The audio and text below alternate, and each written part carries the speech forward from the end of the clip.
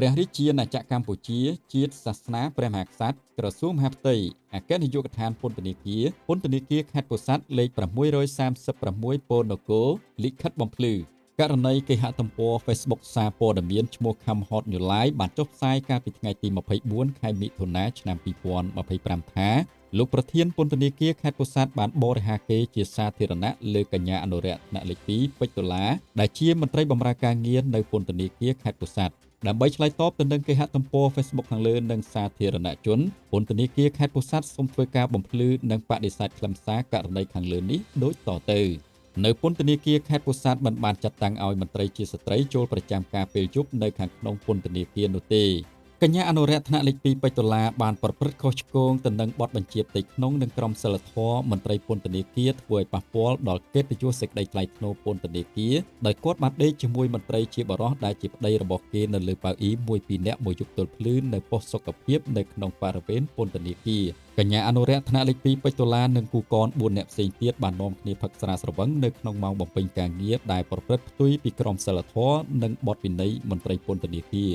ក្រោយពីប្រព្រឹត្តនៅកំហុសសម័យខ្លួនទាំងពីរបានសារភាពថាខ្លួនពិតជាបានដេកជាមួយគ្នាពិតប្រាកដមែនព្រមទាំងធ្វើរបាយការណ៍និងកំណត់ហេតុជូនអង្គភាពពន្ធនាគារអង្គភាពពន្ធនាគារបានប្រមូលឯកសារនិងភស្តុតាងបានគ្រប់គ្រាន់និងគ្រប់ជ្រុងជ្រោយអំពីកំហុសខុសឆ្គងរបស់កញ្ញាអនុរិយថ្នាក់លេខ2ពេជ្រដុល្លារដើម្បីរាយការណ៍ទៅអគ្គនាយកដ្ឋានពន្ធនាគារដើម្បីមានវិធានការសមស្របក្រោយពីទទួលបានរបាយការណ៍ពីអង្គភាពពន្ធនាគារខេត្តពោធិ៍សាត់អគ្គនាយកដ្ឋានពន្ធនាគារបានចេញលិខិតកោះហៅទៅបំភ្លឺនៅអគ្គនាយកដ្ឋានពន្ធនាគារដោយពិនិត្យឃើញថាឯកសារផ្សេងៗនិងភស្តុតាងដាក់បន្ទុកយកជាផ្លូវការបានអគ្គនាយកដ្ឋានពន្ធនាគារបានបង្គាប់ការផ្ទេរកញ្ញាអនុរិយថ្នាក់លេខ2ពេជ្រដុល្លារពីអង្គភាពពន្ធនាគារខេត្តពោធិ៍សាត់ទៅបម្រើការងារនៅអង្គភាពថ្មីជាបណ្ដោះអាសន្នរយៈពេល3ខែនៅពន្ធនាគារខេត្តកំពង់ឆ្នាំងការសម្រេចក្នុងការចេញលិខិតបង្គាប់ការផ្ទេរការងារបណ្ដោះអាសន្នចំពោះកញ្ញាអនុរិយថ្នាក់លេខ2ពេជ្រដុល្លារគឺដើម្បីកុំឲ្យមានបាតុភិបនៅក្នុងអង្គភាពពន្ធនាគារនិងរងចាំសេចក្តីសម្រេចពីក្រសួងមហាផ្ទៃក្នុងការដាក់ទណ្ឌកម្មរដ្ឋបាលចំពោះមន្ត្រីដែលប្រព្រឹត្តផ្ទុយពីក្រមសីលធម៌និងបទវិន័យមន្ត្រីពន្ធនាគារ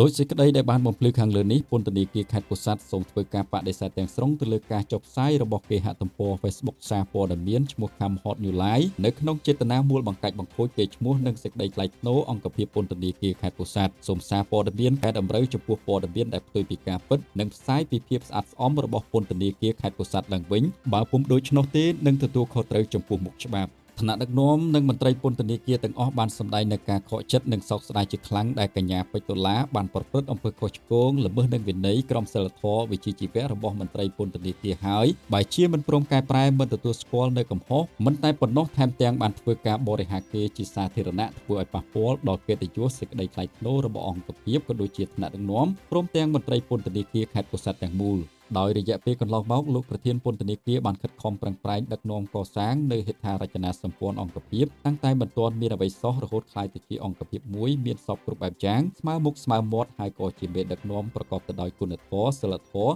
និងព្រហ្មវិហារធម៌ដែលធ្វើឲ្យមន្ត្រីក្រមអាវ៉ាតគោរពស្រឡាញ់និងឲ្យតម្លៃបំផុតហេតុដូច្នេះសូមសាធារណជនកុំយល់ច្រឡំដោយអ្វីដែលសារព័ត៌មានបានចុះផ្សាយបំភ្លឺខុសពីការពិតកន្លងមក